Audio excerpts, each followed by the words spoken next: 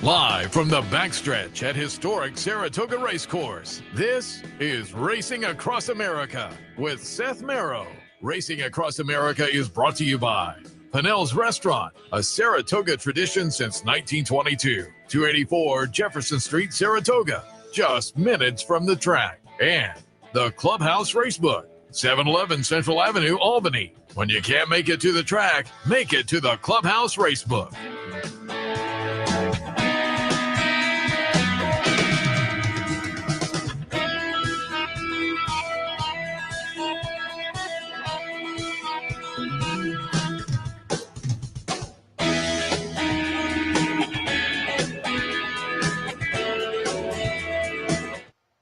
Good morning and welcome to Racing Across America live from Saratoga, steamy Saratoga this morning. It is, well, it's been this way for the last week or so in virtually the entire Capital District, so you all know what I'm talking about. If you're in our area, if you're watching via YouTube or whatnot, upstate New York the past really week has been kind of tropical, and today continues that. We'll keep our fingers crossed.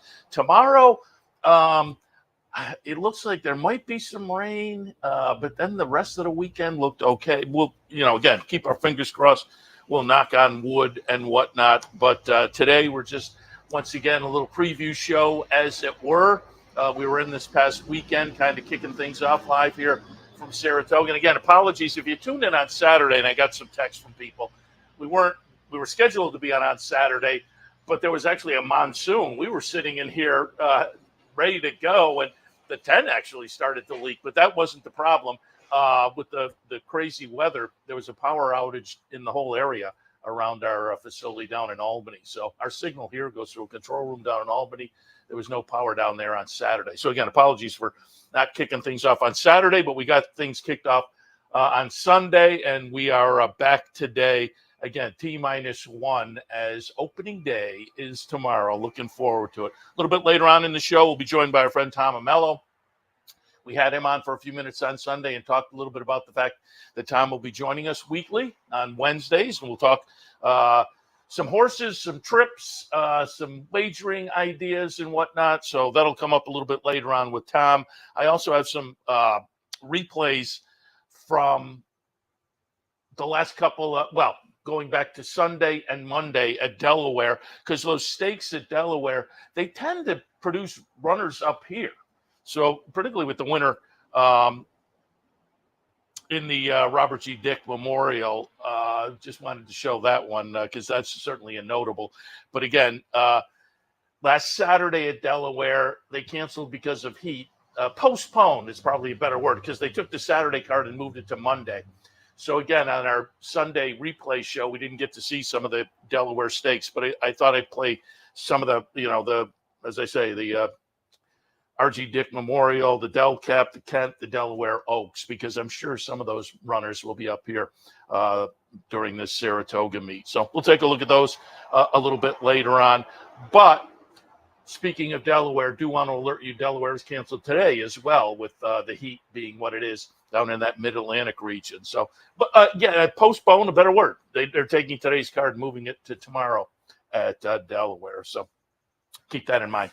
All right, let me hit on some of the promos here coming up at Capital OTB as we move into really a promo fiesta season. I don't know if that's the right word, but we have a lot of fun promotions and events coming up at Capital OTB, as we always do around Saratoga time. Today at noontime, entries will open for the Play of the Day bankroll. It may actually be a few minutes after noontime. I do that update and open up the page, and I'm actually going to be over on the front side with Steve Bick right after our show today, doing his radio show, and I'll get back as quickly as I can. We'll wrap up at noon, and I'll get back here, so maybe a few minutes after noon. But you still have plenty of time, because entries will not close until Sunday. So today, entries will open. It's the Play of the Day contest. Friend Steve Bick and also Kevin Cox, the Brooklyn Cowboy. Like last year, they will have the Play of the Day, a play every day here on the network. and we'll have 50 people on the bankroll team, and $100 will be wagered every day on the play of the day. Last year, the guys did really well, and everybody on the team walked away with a nice little chunk of cash, free cash, courtesy of Capital OTB. So the play of the day entries will open up online today. To find it, go to capitalotb.com. There's a promotions link at the top of the page. Click on that, and then you'll see the graphic for the play of the day contest. You click on that and you'll find the entry form. Also,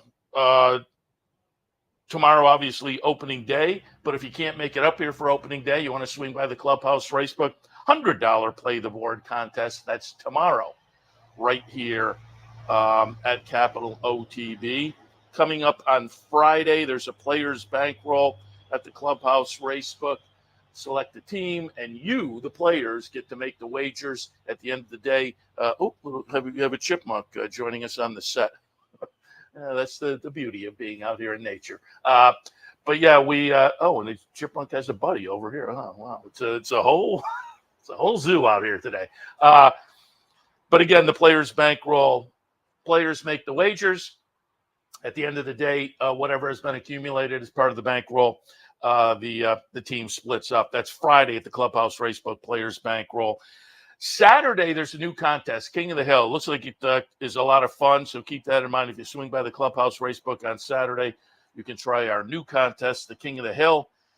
And Sundays throughout the month, throughout the meet, I think, but I know through July, I'm going to have a $150 pick three bankroll every Sunday. And you can enter online for that. Those entries will open up on Fridays and close on Sunday. It's a new team every week, so keep that in mind, the $150 pick three bankroll on Sundays. All right, that gives you an idea of the promotions and whatnot. Why don't we take a quick break? When we come back, we'll go over some of the news and notes for the season up here at Saratoga and give you a look back at the meet leaders as the Belmont Aqueduct meet ended on Sunday. We'll take a look at those Delaware races, as I say, and a little bit later on, Tom Ammello will join us. All of that right after this. Stay tuned.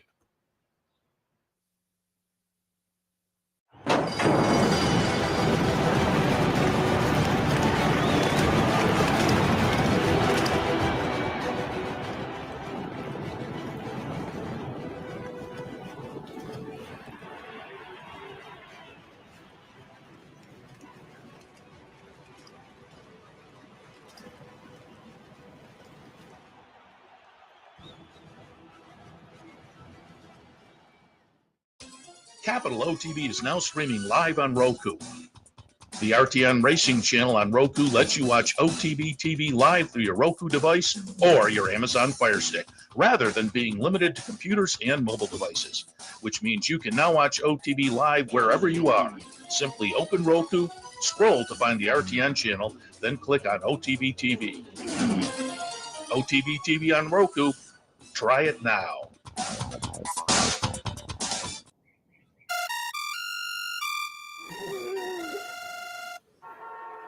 Come on.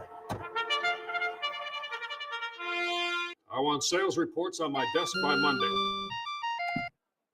Whoops. My bad. Love racing? RTN brings you every live simulcast on your home television, plus live video streaming and race replays on your PC and mobile devices. To order, visit rtn.tv. RTN, a breed apart.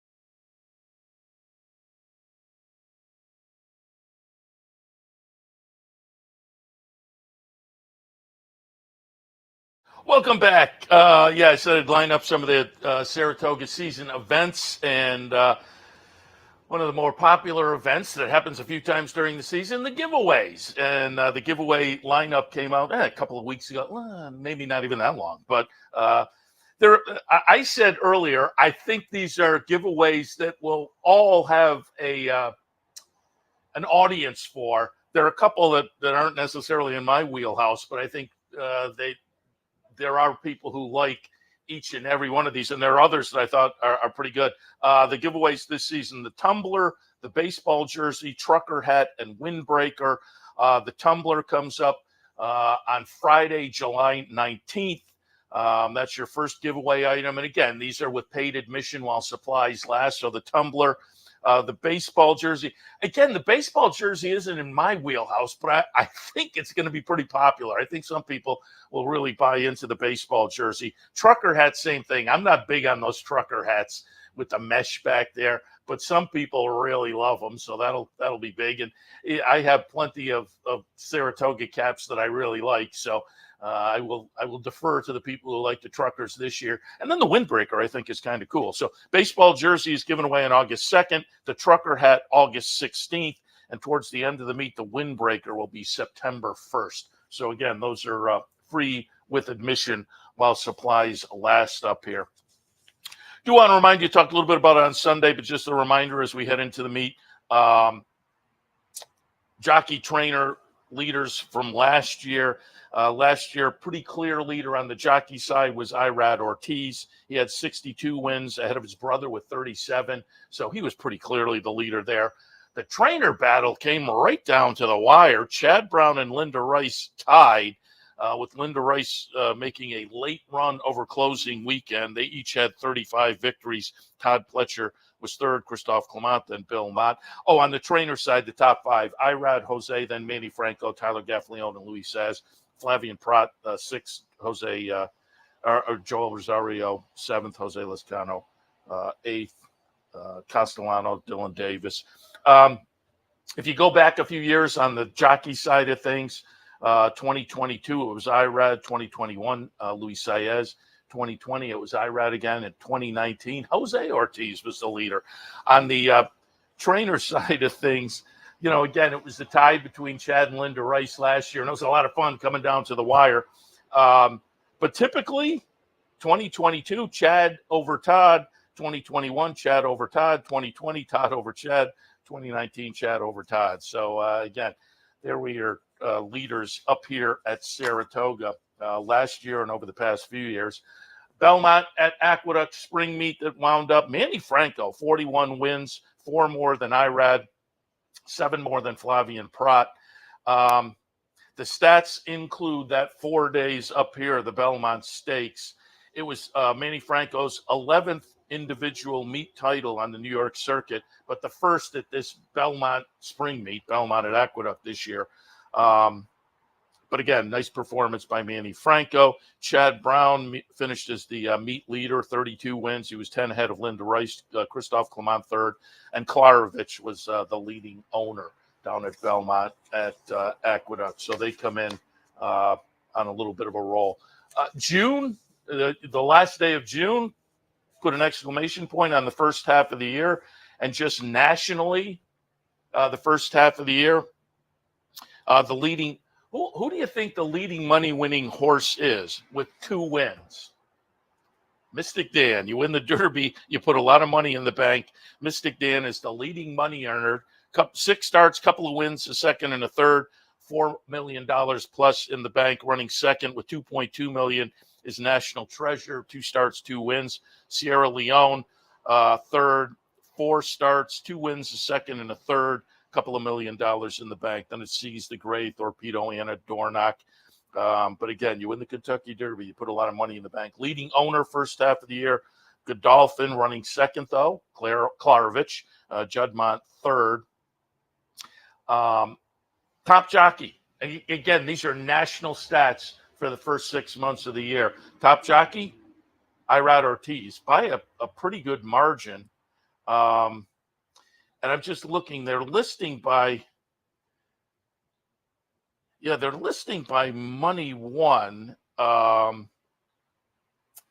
and I'm just looking. Godolphin was the leader, money won, but I'm kind of looking, and I think so. The leader, as far as wins, Klarovich actually has more wins, a couple more wins than Godolphin. But the leading owner, maybe Bruno Schickendance, he has 64. Yeah, interesting. And again, they're listing it by money. So Irad is on top on money, but he's also on top on wins. So Irad Ortiz leading things. And again, on the money list, as far as trainers, Steve Asmussen, but I'm just looking down. He's got to be, yeah, he's the leader as far as wins as well. So there are your, again, national stats first half of the year, which wound up, again, week and a half or so ago on the last day of June.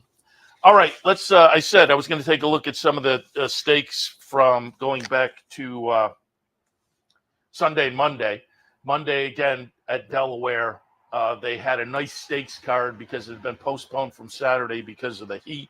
But going back to Sunday, there was some nice stakes as well. And one of them that I said I wanted to take a look at was the R.G. Dick Memorial, a couple hundred, well, $250,000 up for grabs, a mile and 3/8.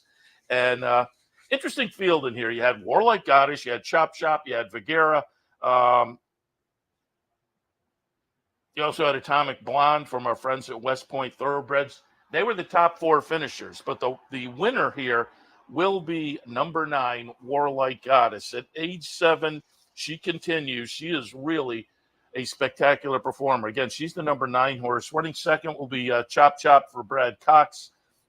Running third is Vergara for Graham Motion. But Warlike Goddess, Bill Mott, Junior Alvarado, you can see on the outside there. Chart margin is going to be a length for, again, the 7-year-old. And the win here gets her up close to $3 million. Came into it with 2.6. There's $250,000 up for grabs, some 2.7, something like that now. And again, being a Bill Mott horse, you would have to think Saratoga is certainly a possibility. Just missed last year in the Glens Falls up here. Couple starts a couple years back, just missed in the Flower Bowl and won the Glens Falls. So I would expect, as I say, these Delaware races on this weekend typically produce runners going forward that show up here. And, given the connections of Warlike Goddess, I would think that is very, very likely. Also on the card on Sunday at Delaware Park was the Del Cap Grade 2 event, $500,000 up for grabs, a mile and 3/16. And it will wind up being Honor de Lady for Safi Joseph. Jose Ortiz in for the ride. Came out of a second in the Ladies' Secret down at Monmouth before that. Ran poorly in the Apple Blossom down at Oaklawn in the start before that. At Gulfstream 3-back, had won the Royal Delta, so gets back to her winning ways as the second choice at 2-1. Yeah. Saddle Up Jesse at 13-1 runs second, and Wet Paint runs third as the favorite. But as you can see, a well-beaten third as Honor de Lady wins by the chart margin, 5.5 lengths. And again, Safi Joseph runner. Safi runs up here. Ran this one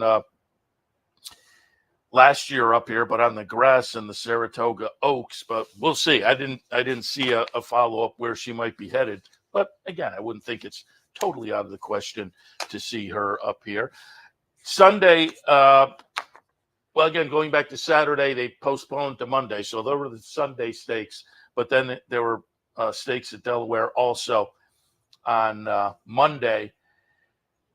And again, these stakes tend to produce some runners that show up here. And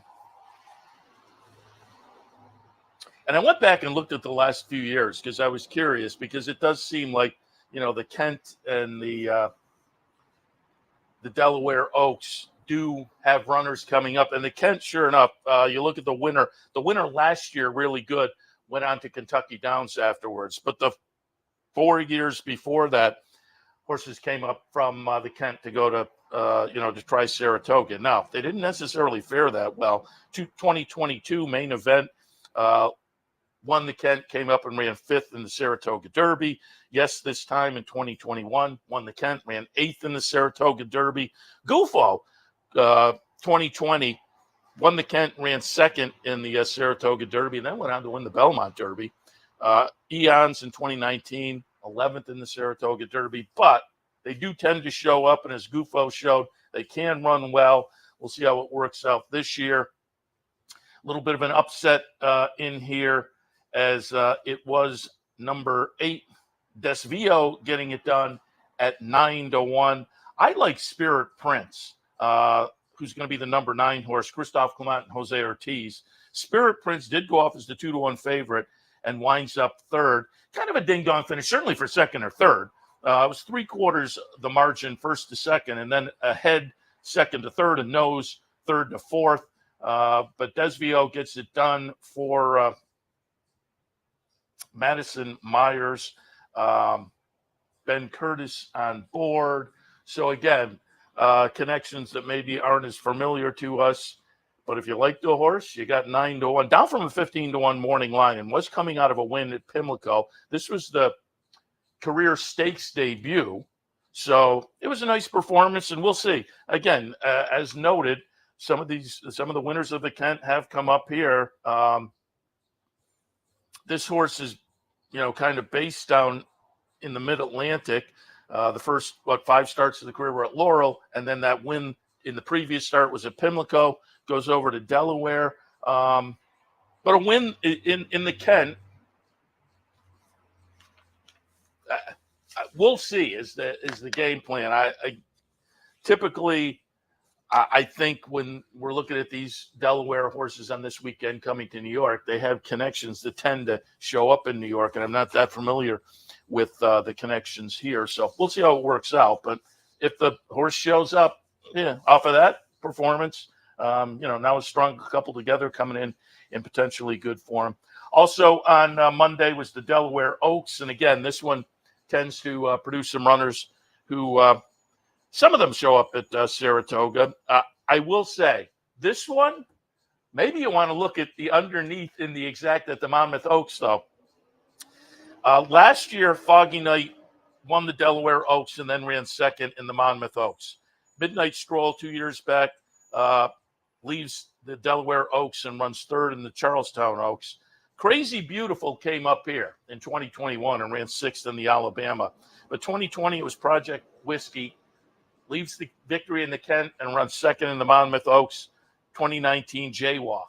Wins the Kent, runs 2nd in the Monmouth Oaks. So the 5 previous years, 3 of the winners of the Kent, 3 of the winners of the Delaware Oaks, the Delaware Oaks, came out and ran 2nd in the Monmouth Oaks. So as I say, it might be worth taking a look if some of these show up in the Monmouth Oaks and we'll key the horse underneath maybe.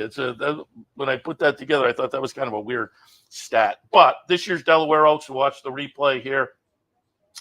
I had Power Squeeze underneath originally, but I had it underneath Mystic Lake. Mystic Lake scratched, so I had Power Squeeze as a move-up top pick, and Power Squeeze, the number 3 horse, gets it done. You can see, nice little late run here as Ringy Dingy has the lead, but that one's going to get swallowed up late and wind up 5th. Hard to believe at the top of the stretch. Power Squeeze, though, Javier Castellano, George Delgado. Running 2nd is Sidamara, but you can see Power Squeeze just says, I will not let you buy. Power Squeeze was the second choice at 6-5. 3-5 was Sidamara, and it wound up to be a ding-dong battle, a nose victory there for Power Squeeze, and a nice performance. And again, I would think very possible that we'll see that one up here at Saratoga. But I say very possible, but again, a bunch of these have gone on and chosen the Monmouth Oaks. So, and I suppose you have to debate on the division. Torpedo Anna looks pretty good. And if you're thinking, we'll go to the Alabama and face a monster, or go to the Monmouth Oaks and maybe get a nice win. So we'll wait and see where that one potentially winds up. Why don't we take another break? When we come back, I'll hit on some news and notes before our friend Tom Ammello swings over. All of that when we continue on Racing Across America live from Saratoga, right in front of our Clare Court set. So stay tuned.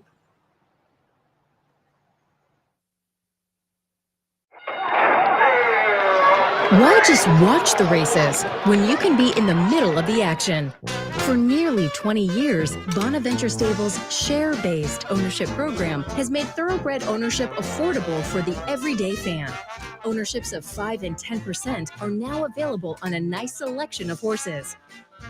As a partial owner with Bonaventure Stables, you'll enjoy all the benefits afforded every owner. Visit with your horse in the private stable area. Greet the trainers and jockeys in the paddock. And when your horse wins, savor the moment in the winner's circle at Saratoga, Belmont, Aqueduct, or wherever you bring home the prize. Based in historic Saratoga Springs, Bonaventure Stables has been training winners and creating memories since 2005. Learn more, see available horses, and meet our team at bonaventurestables.com.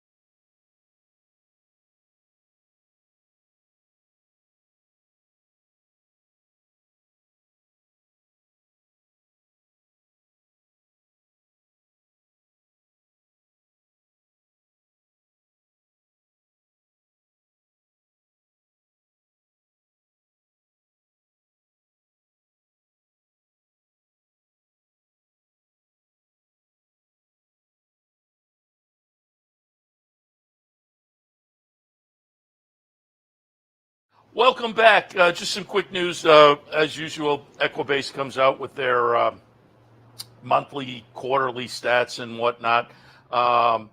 And boy, the June numbers were really good.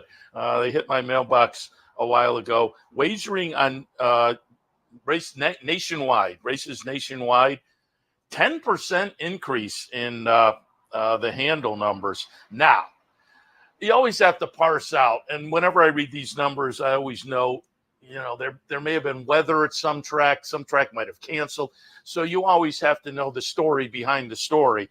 Well, June this year had an extra weekend, so that certainly helped things, but still very positive. The purses were up almost 10%, but again, 10% in a move forward from June to June. The second quarter had just a touch of a decrease, less than half a percentage point. So essentially the second quarter overall kind of held its own. And year to date, we're down a couple percent, but we'll see how that works out once Saratoga gets back in the mix, particularly year to year, Saratoga. Given the number of races off the turf last year, again, I am knocking and keeping my fingers crossed, but it's hard to believe we will not have better weather this year than last year. So I would think the Saratoga numbers will kind of knock it out of the park and hopefully move the national numbers forward, year to year as well. So we'll keep our eyes on that as we move forward also. All right, we'll take a break as promised. We are going to be joined when we come back by our friend Tom Ammello, his regular Wednesday spot now throughout the meet. We'll talk some horses to watch, maybe some wagering thoughts and more. All of that right after this as Racing Across America continues. Turn your love of racing into savings with equine discounts through the NTRA. Purchase through equine discounts and receive great savings on well-known brands like John Deere, Sherwin-Williams, Big Ass Fans, Farmers Insurance, and Office Depot. Join thousands of other equine members and support companies that give back to the sport we all love. Call 866-678-4289 or visit equinediscounts.com to start saving today. Want to get your career in horse racing off to a fast start? Well, the University of Arizona's Racetrack Industry Program is your winning ticket. The Racetrack Industry Program has served as a springboard to some of the industry's most successful individuals, with a proven track record of job placement right out of college. If you want to earn a degree in the exciting horse racing industry, the Racetrack Industry Program can put you in the winner's circle. What if there was a way to become a better horse player, to have a better knowledge of the game, to be more successful? What if there were a way to take what you've learned, what you know, and make better decisions, better choices? In horse racing, knowledge is a powerful tool. Race results and replays, past performances and live streaming, wagering from all your digital devices. Capital OTB. Become a better horse player.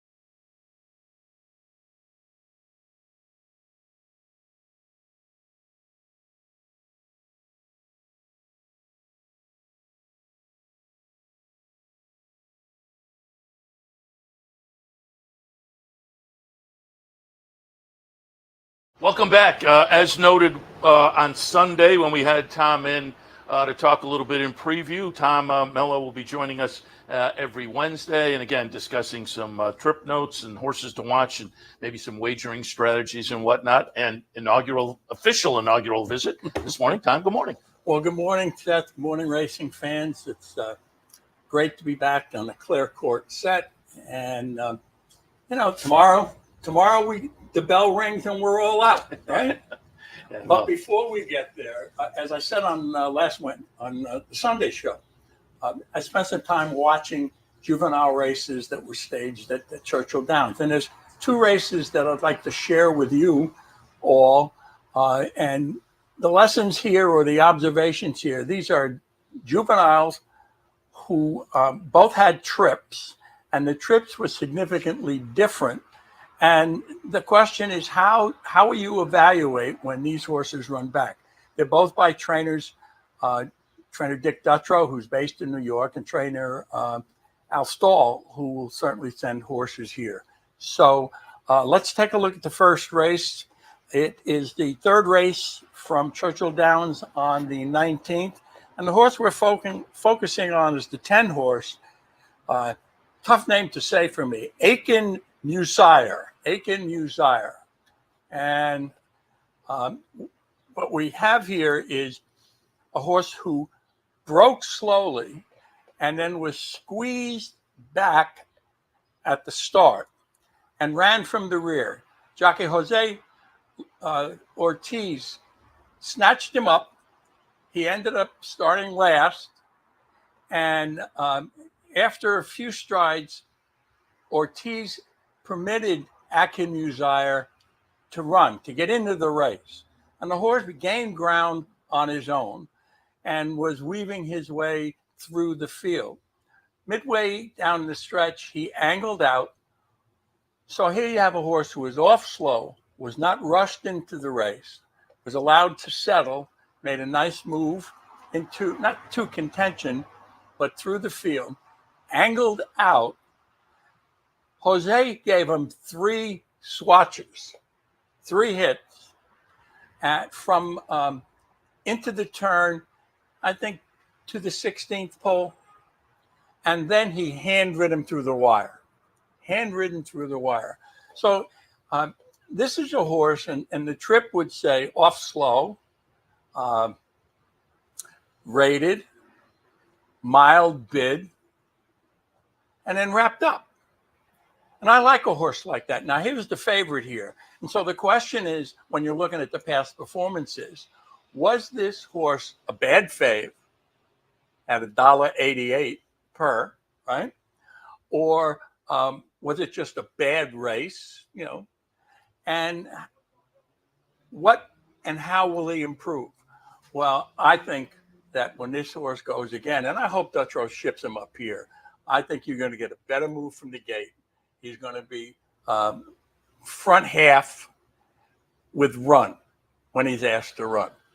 And again, the horses, and I think I'm no better than you, Aiken Musire from Rick Dutrow. So, and you said when you sat down, stick these kind of horses in your stable, man, to look at. And this is one, reading the trip notes in the form, this is one that if the horse does show up here, I agree with you. Interesting trip and everything to begin with. But one you may want to make your wager after you see the horse on the track, because it said tough to low. He was fractious. I might see how he comes out and warms up a little bit, and just maybe get a game plan if he's got his game face on, if he does come up here. I mean, that's an excellent point, Seth. And if you watch the race, and I would encourage you all to watch the race, both the head-on and the full replay. And Seth, I watched the head-on of every race. And beautifully, I use RTN now. You can stop the race and you can scroll yourself to make whatever the chaos of a break is more understandable. But what happened again is the horse broke okay, but he got squeezed. And rather than try and push through early on, Jose let him settle. And I thought that was a good move as well. I don't think too many people are going to argue with the quality of Dick Dutrow's work when he's working, So I thought that was one. Now that's what I would call a subtle trip. Okay. The next horse, and I'll tell the guys if they can, because I think that includes the trip. If they can, show the entire race here. Yeah, please. Okay. So let's see. The second race we're going to talk about is the 5th race from Churchill Downs. And you're looking at the number 2 horse on the 20th, and we're looking at the 2 horse. I Got Game. Well, the 2 horse gets squeezed, and then he is actually in tight here through the early part of the race. And if you watch, you'll see the 2 drop back to near last. Okay, he squeezed back to 9th, but he runs on well. This horse. This is Edgar Morales on this horse. Tommy Amos. And it's Tommy Amos' horse, not an Al Stall. Well, you know Amos is going to be here. He'll be sitting on the set. Okay, so I Got Game is rallying, right? And he's going to be in tight here. We've just made the turn. He's going to be put in tight quarters here. He's going to angle out right now and interfere. Jock's going to look back because he interferes with and cuts off the 3-horse Innovator, which is another horse that you might want to make note of here. Innovator wasn't doing that much, but he didn't get a chance to finish the race. And so when you read the trip here, this is an international trip. The chart caller got everything. The chart caller points out the squeezing, the in tight, and that he finishes well, and he galloped out well, but he had a trip. So the question now, sure, you know he had a trip. I know he had a trip. Everybody who's going to bet the race will have the trip. And the question is the context of the race he comes back in and what price you're going to get. So the Dutro horse may be looked at as a failed favorite. And it's still Rick Dutro. Their numbers 2-1, 5-2, 3-1, when they're very live. I can see the horse I Got Game for Tom Amos. He was almost 4-1 in this race, 7-2, 4-1. And I can see him coming back at 2-1 or less off that trip. But these are the kind of trips you want, and you may still get some value from, because Aiken Musir was 5th and I Got Game was 4th. What you don't want is you're sitting there and you're seeing your horse bumped and runs a head behind, runs second. You're like, oh, and then the next race, everybody's on board that one. But a 4th and a 5th floats under the radar a little bit. Yeah, because the public likes all the ones. Yeah. And they whenever I see a favorite finishing off the board, number one, and when we talk about wagering in a few minutes, I don't care what track it is. The betting public before the cause throughout the CAW, before the betting public is sharp, and when they make a favorite, for the most part, they're on live horses. When they make a bad favorite, or when we think we got a better horse, that's the time we hope we can pounce. But as you point out, horses finishing out of the money are sometimes too easily dismissed. Yeah. And I will always give that kind of a horse a second look if it was a big favorite, because your question then is, why was the betting public on board last time? And maybe there's a little more to this story. And so, and you are now taking it the next step and finding out what the story is, what the more to the story is. You can almost equate a beaten fave finishing off the board next time out as a pick 5, pick 6 carryover, because that horse took a ton of money last time, and if he doesn't take it, if he doesn't take a ton of money this time, then you're the benefit. You get the benefit of that pool. Yeah. Free money in the pool, sort of. That's what we all enjoy. Anyhow, that's what we're going to try and do. And so we're sitting here Wednesday. We have a runner race here. I think there were 3 2-year-old races plus the stake tomorrow. So we'll have lots of horses to look at. And the other thing, and I think I said it Sunday, our good friend Jeff Carl, former trainer, former rider, he's astute at watching young horses run a race where they don't win or run that well, but talks about how this was a race for education.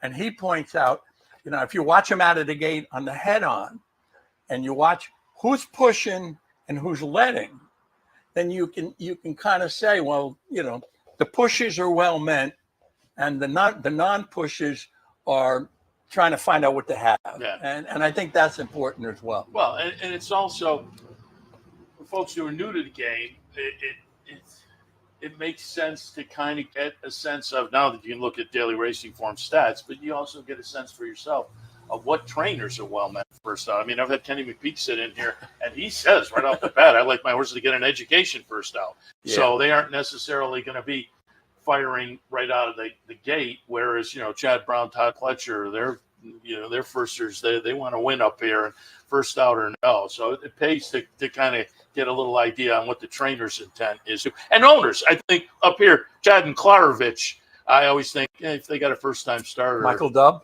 Yeah. So it pays to kind of know that too and learn year in and year out. I have my Kenny McPeak story is that I had the opportunity to talk to him when he was developing his Horse Race Now app.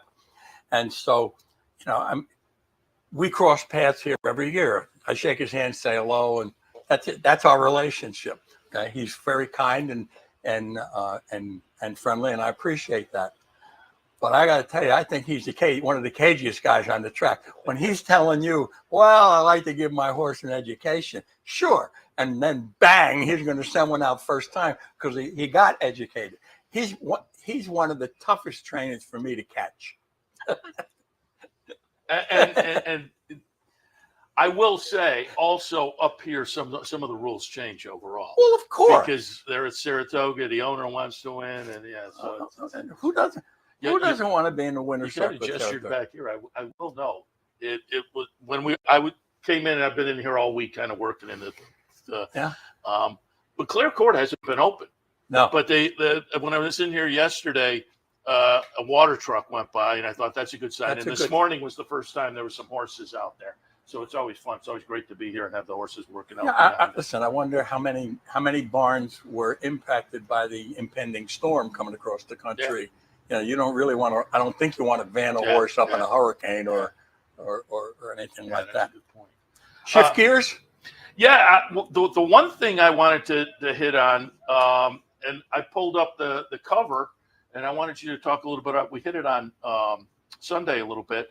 But you had the booklet out playing the odds, where you took a kind of a deep dive into the odds board and how, if you're a novice bettor, maybe you can look at the odds board and kind of make some decisions there. Talk a little bit about the concept. There it is. Thank you very much. Well, the concept is simple. There's only one constant at a racetrack. The trainers are there, but different trainers. The jocks are there, but a different colony. Different owners. There's only one constant at the racetrack, and it's the odds board. That's the first thing.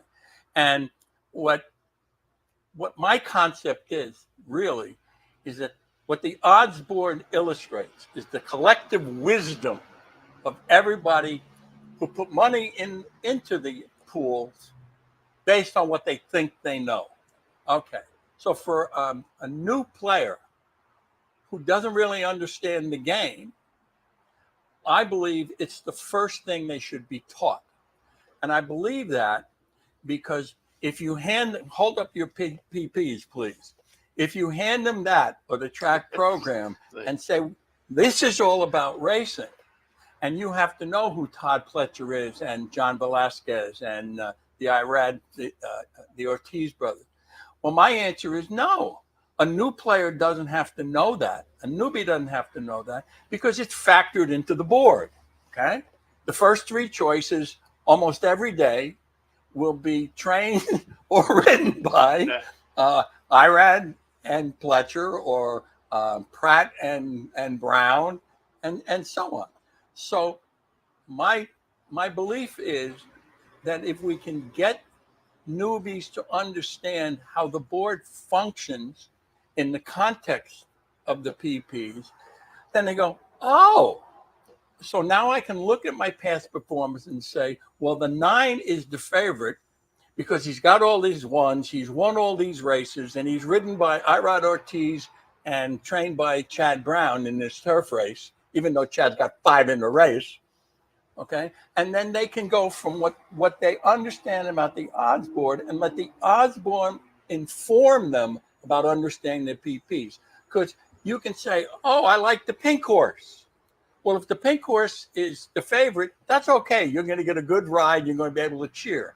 But if the pink horse is 40-1, trained by Tom Ammello, ridden by Seth Merrow, You're not even going to get a shout. So that's the concept. And the other thing that we are in the parimutuel pools is a battleground. Okay, we're all playing against each other until the CAWs, and that's just recent. Okay, well, we're all if we're battling. Remember in the old battles before delivering ordnance from miles and miles away, the most valuable thing was high ground, right? Foot soldiers, if you own high ground, you had an edge. Yeah. Well, so we're looking for an edge in the parimutuel pools. So whether you're a newbie or been playing a game for a long time, I ask you to think about this concept. The odds board tells us there's only 4 types of races.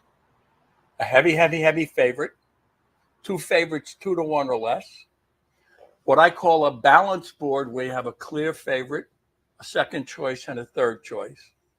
And then the chaos board, we have 3 horses at 5-2 or 7-2. No favorite. Okay.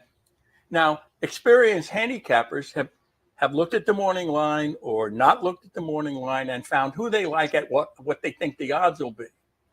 Well, the morning line guy gives us, in this case, David Aragona, gives the player a hint as to what the type of race is. So if he makes Chad Brown 9-5 in a maiden race, and the second horse is 4-1, he's hinting this is a 1-horse race. Yeah.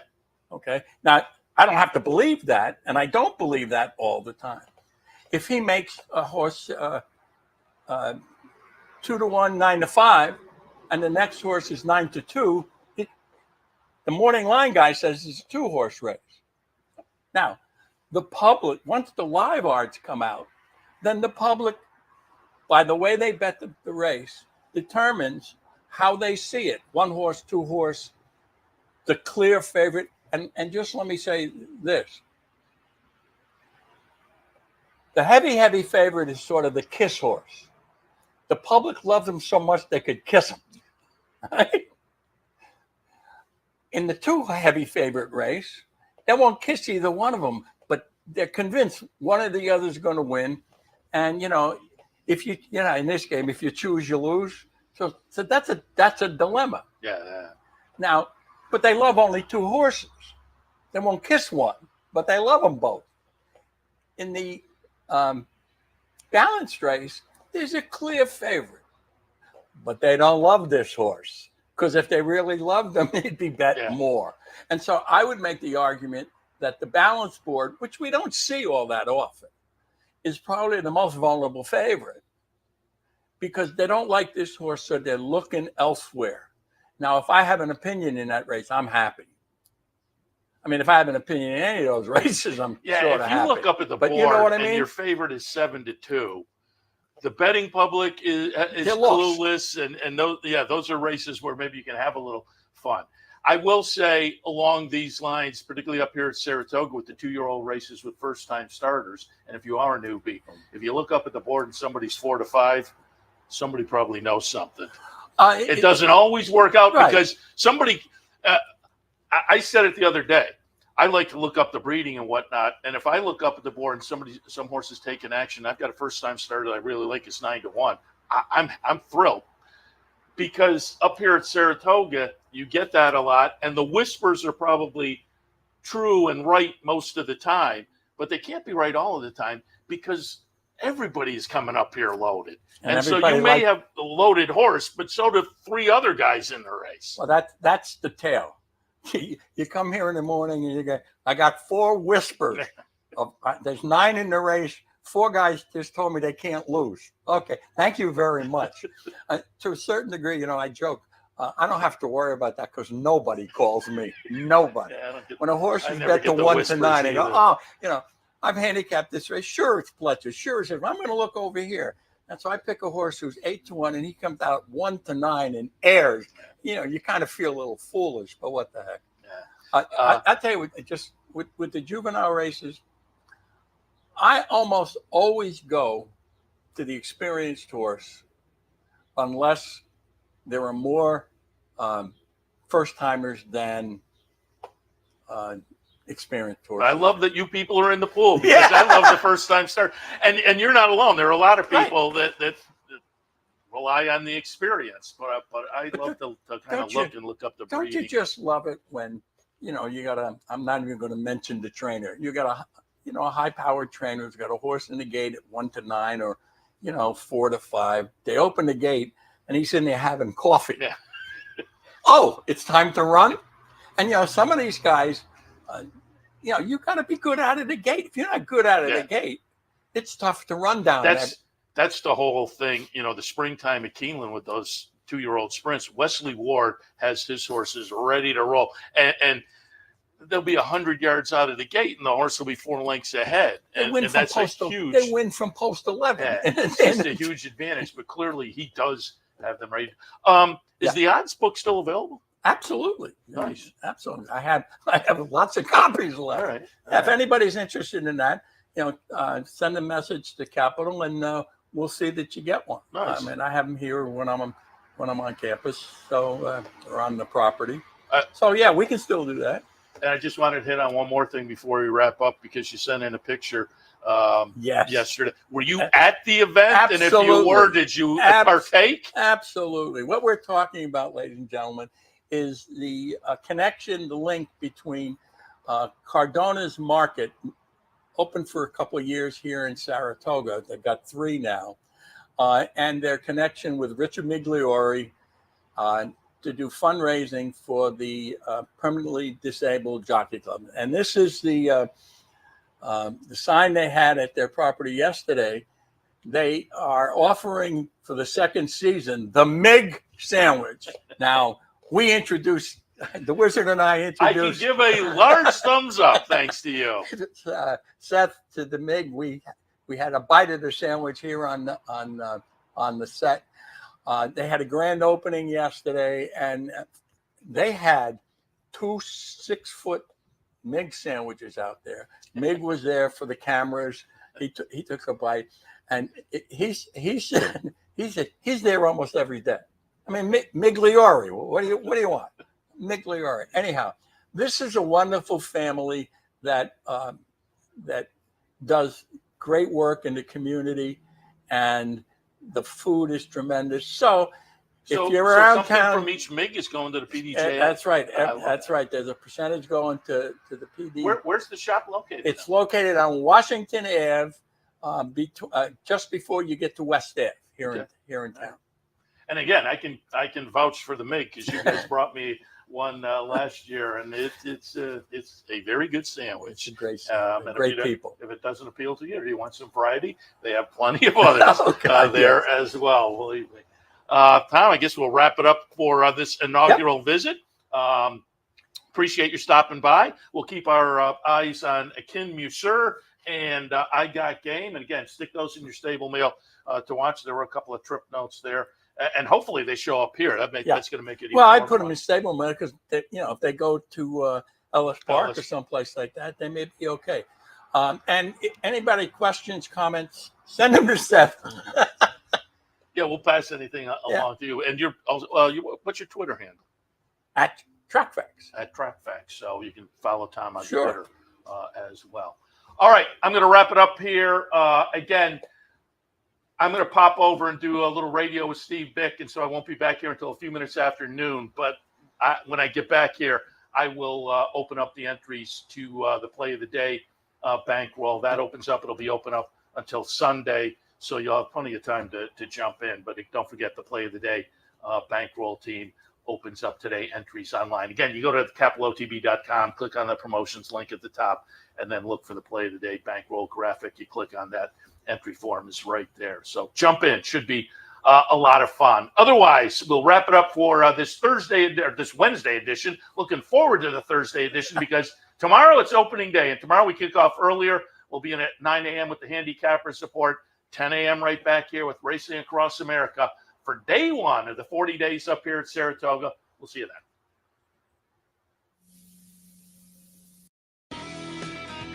You've been watching Racing Across America. Racing Across America has been brought to you by Pinnell's Restaurant, a Saratoga tradition since 1922. 284 Jefferson Street, Saratoga. just minutes from the track. And the Clubhouse Racebook, 711 Central Avenue, Albany. When you can't make it to the track, make it to the Clubhouse Racebook.